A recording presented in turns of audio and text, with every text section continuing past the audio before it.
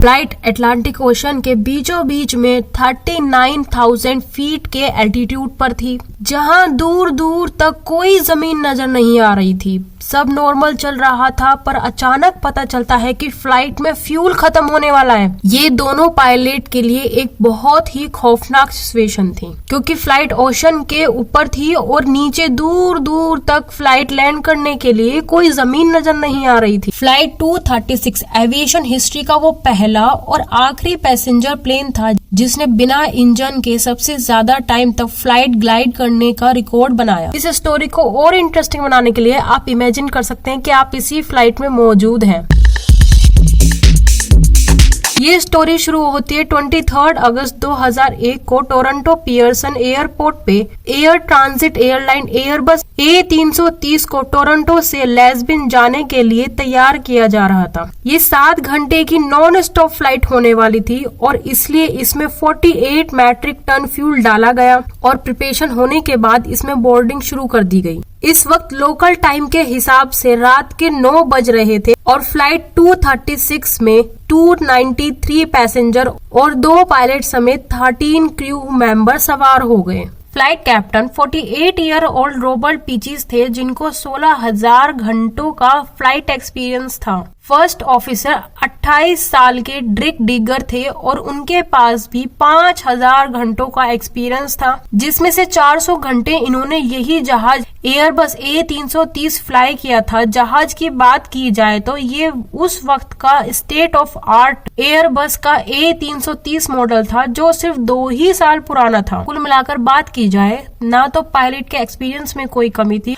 और ना ही जहाज में किसी किस्म का कोई फॉल्ट था। पायलट्स फ्लाइट 236 को रनवे तक लेके गए और ACD की परमिशन से उन्होंने जहाज को टेक ऑफ कर दिया। टेक ऑफ के बाद पायलट ने जहाज का रुख अटलांटिक के उस पार लिस्बन की तरफ कर दिया। चंद ही मिनटों में जहाज अपने क्रूजिंग एल्टीट्यूड 39,000 फीट तक जा पहुंचा। ऐसे मूवमेंट पर लॉन्ग फ्लाइट पे पायलट का कुछ ज्यादा काम नहीं होता, ज्यादातर काम ऑटो पायलट सिस्टम ही करता है। पायलट सिर्फ सिचुएशन मॉनिटर करते हैं और कंट्रोल टावर को अपनी लोकेशन और अपडेट से आगाह करते रहते हैं। फ्लाइट 236 को टेक ऑफ किए 4 घंटे गुजर चुके थे। अभी तक सब कुछ नॉर्मल चल रहा था और पैसेंजर कैबिन में ज्यादातर लोग रात होने की वजह से सो रहे थे। जहाज अटलांटिक ओशन के ठीक सेंटर में जा पहुंचा और यही वो टाइम था जब फ्लाइट में एक प्रॉब्लम दिखाई दी। कनेडियन टाइम के हिसाब से रात के 1 बजे पायलट ने जहाज के इंजन नंबर 2 यानी कि जहाज के राइट इंजन में एक एबनॉर्मल रीडिंग नोटिस की। इंजन ऑयल का प्रेशर ज्यादा शो हो रहा था,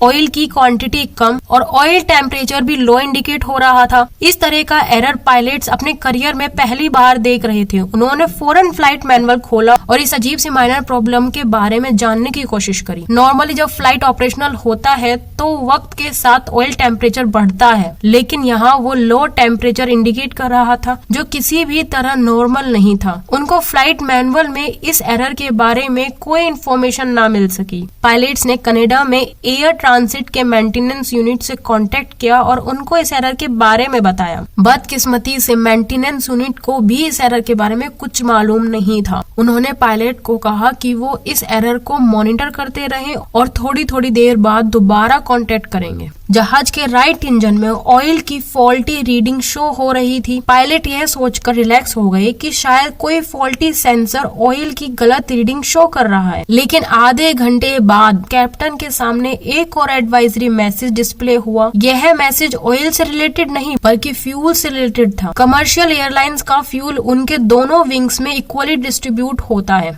यहाँ यह नोटिस किया गया कि फ्लाइट 236 के दोनों विंग में इक्वली फ्यूल नहीं है। राइट विंग में फ्यूल की क्वांटिटी लेफ्ट के मुकाबले कम थी। अब नॉर्मली यह प्रॉब्लम इतनी सीरियस नहीं होती, क्योंकि इसको फ्लाइट के दौरान ही ठीक कर लिया जाता है। कैप्टन इस प्रॉब्लम को फिक्स करने के लिए क्रॉस फीड वॉल्व खोल दिया, जिससे लेफ्ट विंग का फ्यूल राइट विंग में जाना शुरू हो गया और मिनटों में अब वापस दोनों विंग में फ्यूल की क्वांटिटी बराबर हो चुकी थी। इस बात को अभी कुछ ही मिनट हुए थे कि कैप्टन को लो फ्यूल की वार्निंग दिखना शुरू हो गई। यहाँ एक ऐसी प्रॉब्लम थी जिसका कोई भी पायलट फेस नहीं करना चाहता, और वो भी पैसेंजर के बाहरी जहाज में। पायलट ने देखा कि राइट विंग में दोबारा से फ्यूल कम हो गया। अब दोनों विंग्स को मिलाकर भी इतना फ्यूल नहीं बचा था कि लिस्बन पहुंच सके। अब की बार प्रॉब्लम सीरियस हो चुका था, क्योंकि अटलांटिक के बीचों बीच प्लेन को डाइवर्ट करने के ज्यादा ऑप्शन भी नहीं थे। हकीकत में इनके पास एक ही ऑप्शन था, और वो था अजोर्स आइलैंड। ये आइसलैंड अटलांटिक ओशन में मौजूद पोर्टुगल टेरिटरी का हिस्सा है, जहां टर्किया नामी आइसलैंड पर एयरपोर्ट मौजूद है। कैप्टन ने पहली फुर्सत में सीना मैरिया एटीसी से राब्ता किया और उनको बताया कि वो इस एयरपोर्ट पे फ्यूल स्टोरेज की वजह से लैंड करने जा रहे हैं, और अभी तक पायलट को भी कंफर्म नहीं था कि वो इस एयरपोर्ट तक पहुंच भी पाएंगे या नहीं। इस वक्त जहाज में 7 टन फ्यूल बचा हुआ था, यानी कि करीब 7000 केजी। दिखने में तो ये बहुत ज्यादा है, लेकिन असल में ये A330 के फ्यूल कैपेसिटी का सिर्फ 6% फ्यूल था, और वो भी बहुत तेजी से कम होता जा रहा था। पर सवाल ये है कि आखिर फ्यूल कम हो क्यों रहा था? क्या इस बार भी कोई फॉल्टी सेंसर गलत रीडिंग दे रहा था, या असल में फ्यूल की कमी थी? फ्यूल का कम होना सिर्फ एक शुरुआत में मुमकिन है। कहीं ना कहीं से फ्यूल लीक हो रहा है, ये पता लगाने के लिए कैप्टन ने फ्लाइट क्रू को इंस्ट्रक्शन दी कि विंग्स की ट्रेलिंग एज यानी कि विंग के पिछले हिस्से को जाकर मॉनिटर करें। अगर फ्यूल लीक हो रहा होगा तो वहां से जरूर कोई इंडिकेशन मिलेगा, पर अंधेरे की वजह से क्रू को ऐसी कोई इंडिकेशन ना मिल सकी। अब कंडीशन ये थी कि हर 5 मिनट में 1 टन फ्यूल खत्म होता जा रहा था। कैप्टन को अब क्लियर हो गया कि फ्यूल कहीं ना कहीं से लीक जरूर हो रहा है। उनके पास अब सिर्फ 25 मिनट का फ्यूल बाकी बचा था, जिससे टर्सिया एयरपोर्ट तक भी पहुंचना मुमकिन नहीं था। इस दौरान कैप्टन और फर्स्ट ऑफिसर लगातार मेंटेनेंस यूनिट के कांटेक्ट में थे। कैप्टन ने इंस्ट्रक्शन दिया मेंटेनेंस यूनिट को कि फ्यूल खत्म होना कंफर्म है, एंड मेंटेनेंस यूनिट से मैसेज आता है कि जहाज को 39,000 फीट से 20,000 फीट तक लेकर जाया जाए। पर कैप्टन ने ऐसा करने से इनकार कर दिया, क्योंकि पायलट का मानना था कि अगर फ्यूल लीकेज कंफर्म भी हो तो जहाज वापस ऊपर लेकर जाना पॉसिबल नहीं होगा। एटलीस्ट उनके पास अभी 39,000 फीट पर तो ग्लाइडिंग करने का ऑप्शन बाकी है। अगले चंद मिनटों में सारे शक दूर हो गए जब जहाज के राइट इंजन में आग भड़क उठी। यह देखकर सब पैसेंजर्स में अफरा तफरी मच गई। अब सुकून की नींद बादलों में ढक चुकी थी, और जहाज में अब 4 टन फ्यूल और सिर्फ एक इंजन बचा था। इस एक इंजन पर जहाज को क्रूज करना पॉसिबल नहीं था। इस वजह से जहाज धीरे धीरे नीचे होना शुरू हो गया और एल्टीट्यूड कम होना शुरू हो गया। दूसरी तरफ टियारा एयरपोर्ट पर इमरजेंसी नासिफ हो गई। फायर ट्रक्स और इमरजेंसी क्रू ने हर तरीके सिचुएशन से निपटारा करने के लिए तैयारी शुरू कर दी। जहाज जो कि अभी टर्सिया एयरपोर्ट से 240 किलोमीटर दूर था, उसमें अब सिर्फ 600 केजी का फ्यूल बचा था।